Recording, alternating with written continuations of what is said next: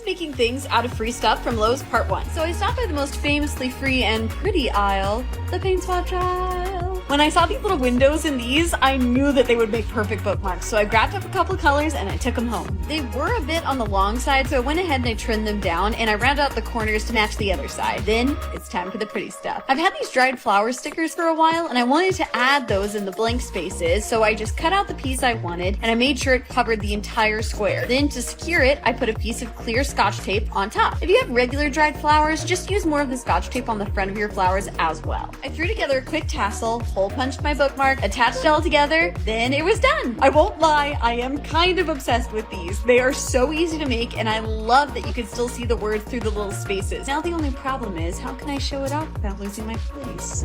This is making things out of free stuff from Lowe's Part 2. I went to the flooring section where laminate samples are free, and this one, and way too many other things I actually had to pay for, came home with me. This looks like the perfect size to make 2 coasters, so I went ahead and cut it in half, which sounds easy enough when I say it like that, but took forever with this tiny little hacksaw. Got rid of the extra wood on the sides as well. Stop here if you want, but I had some extra contact paper I got from the dollar store that I used to make this cool half and half design. Check these out. So many different versions you could do with this, from different wood samples to fun paint designs. The options are endless.